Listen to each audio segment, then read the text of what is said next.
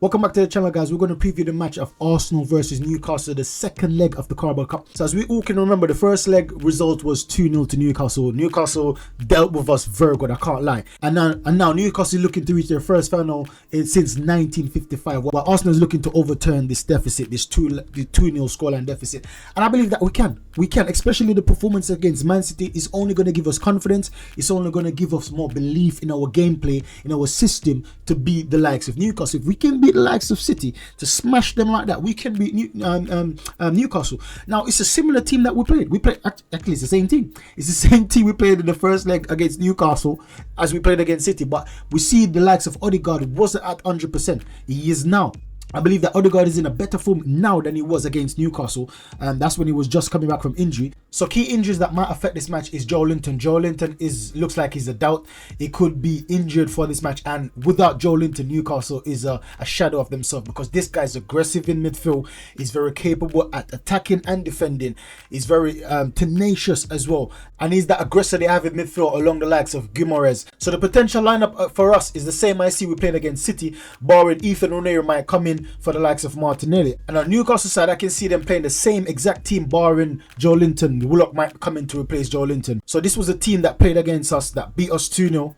Right, we see Isak scored, we see Gordon scored as well. So we might see Ethan Nwaneri coming for Martinelli, and that's because one side is tactical, because playing against all is a speed start, right? And he's going to be doubling and tripling on Martinelli. You're not going to need speed to beat Hull. You're going to need trickery, and I don't believe Martinelli has that trickery. So that's why one of the reasons why I would have Ethan Nwaneri play on the right hand side to get the better of Hull, potentially cutting in, having the shot on the left peg. Martinelli can't do that on the right hand side. And another thing is because Ethan Nwaneri is in good scoring form, right? We see him playing against Genoa, scored a goal against Genoa, then we see him playing against City and also scoring. So he's got that goal scoring form right now, and that's another reason why I will start Ethan Nwaneri. But once again, I will, depend on how it goes, I would have Gabriel Martinelli like warming up, right? Because we can't be leaving him if Ethan Nwaneri isn't playing good, we can't be leaving him until the 60th, 70th minute. We need to get him off at half time, because we need to get those 2 goals and get back into the game. So the last time we played Newcastle was basically counter-attacking. You see, we had 70 possession of the ball, they had 30%. We had 6 big chances, they had 2. We had 23 shots on target compared to their 7. So basically it's a smash and grab for Newcastle. 2 goals, right? Against the run of play. When you take a look at the corners, we had 11 corners not scoring a goal. That's very unlikely, and it's because Newcastle's defenders, their midfielders, are so big and strong. If Joelinton doesn't start, that's another player out for them that we could potentially target that area, because Tonali is not as good in the air as Joelinton. So when it comes to headers, like, we have to put that on the back burner, not a priority in this match. We have to find other ways to get the goals, and corners won't be one of them because Newcastle players are so tall. When you take a look at the passes, we had twice as much passes as them, and tackles, we were better than them twice as much, free kicks twice as much. Every single area of the pitch, we were dominant, more than dominant. But when it comes down to the most important parts, when it comes down to shots on target, we only had 3.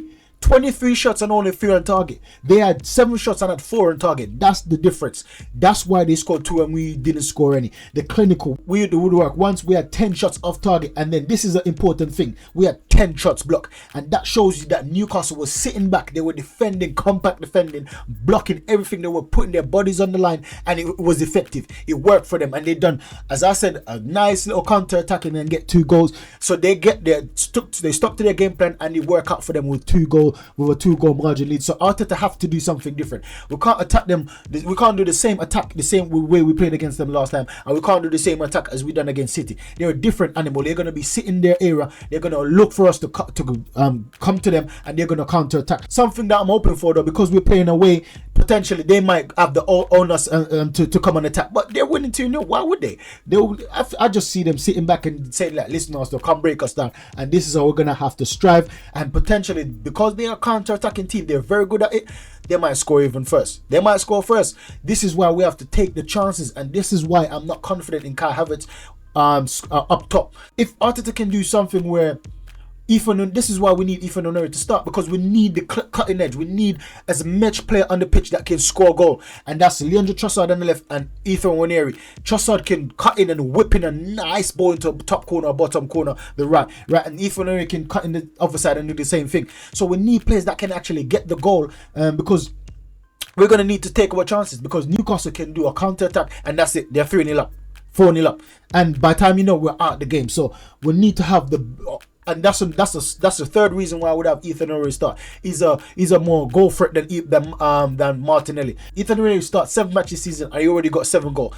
Now, when you take a look at Martinelli's return, it's not good enough, right? Martinelli, I believe he's on the same goal, but he started more matches. So Ethan Nwaneri is a better cutting edge in terms of getting goals than Martinelli right now. And once again, the key players to watch in this match, I would say, is Isak. This is the guy that we need in the summer. This is the guy that we want. He doesn't need to audition, right? We all know Isak is a quality player. The fact that the goal he scored against us was magnificent. He was in the middle of about 4 or 5 players, and then he managed to whittle through. And then, listen, we know about Isak's qualities and Gordon as well. So these two are the danger man, I would say. In midfield, Guimaraes is a nasty player, is a dirty player. Look out for him. Tonali, very good pass off the ball. And I would say if Joelinton doesn't come back, it's going to be Willock. Willock is a driver, he's a runner with the ball, so they got a good balance. They've got the aggressor in Guimaraes, they've got the passer in Tonali, they've got the runner in Willock.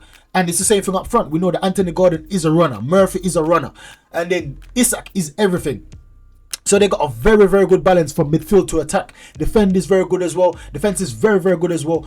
So Newcastle is going to be very dangerous. It's very, very dangerous. We can't take them lightly. Even though they have a bit different form, it means nothing when it comes down to competition, because I need to have a good solid match. It's not like in the league where you have a chance. Newcastle know that this is their last chance to go to the final, and they're going to give every single thing. They're going to put their body on the line just like they did in the first leg. So I believe Newcastle is going to come strong comparing to how they are in the league. So potentially we need to change our game plan against that we've done against City. However, what I'll keep is the pressing, right? I would continue the pressing because Gordon isn't the tallest. Murphy isn't the tallest. Isak is tall, but he's not going to win the ball over Saliba and Gabriel Magalhaes. So what I would do the same press. The only thing I will keep the same with the City match is the press, because we press City so much that they were doing mistakes. They weren't good on, even Akanji, normally good on the ball, he was struggling. He looks like he was nervous. And I can see the same thing if you put Botman or whoever plays Lewis, or if you put these players under pressure with the same pressing system, they're going to make mistakes, and then we're going to have the upper hand in terms of the counter-attacking to be on the front foot very, very quickly, turnover, and that could potentially lead to us scoring a few goals. So I would keep the same pressing system, but potentially change up a few aspects of the structure of the team, right? And I believe that we can get the win if we attack them this way. So I believe that in this match, the midfielders are going to be very, very key. We know that the attack is key already. We know that. But I believe the midfielder is more instrumental than the attacker is in this match. Because the midfielder is going to hold the team together.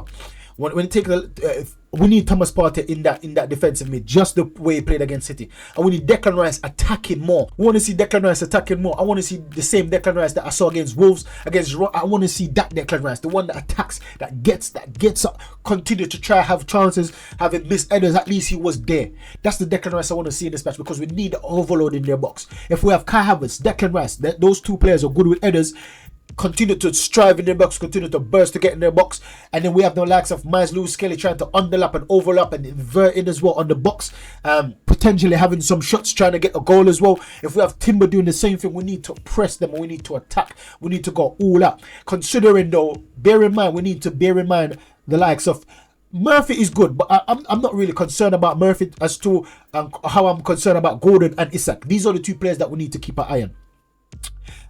And Guimaraes, Tonali's passes as well, always spot on. So yes, we have to look out for the counter attacks, but I believe that we need to put the pressure on them. We need to go out there and impose ourselves and try to get the goal at least in the first 5 minutes, just like we done against City. And I believe by doing this and continue to pressure them, they'll continue to slip us and give us chances, even though they will get the chances. But I believe in Saliba and I believe in Gabriel to basically solidify the defense while Skelly and Timber attacks. I believe in that, and potentially we might see Calafiori comes in because the physicality of Newcastle. Might see Calafiori comes in as well. But whoever Arteta picks, I believe that he will pick it based on the merits of the opposition and the merits of us potentially having a system that can cope with their counter attack and also attack to get some goals as well.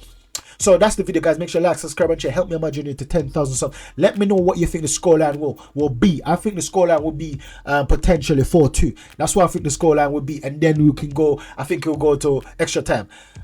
4-2 or 4-1. That's what I'm saying. 4-2 or 4-1. That's what I'm saying. I believe that we'll win, go through. But it's going to be a very, very difficult match. Very, very difficult match, because Newcastle is going to turn up, because this is since 1955 these guys haven't been to the final. So I believe that they're going to turn up, looking to top Arsenal, looking to make a big statement to win a major trophy this season. So thanks for watching, guys. Catch you in the next video. Goodbye.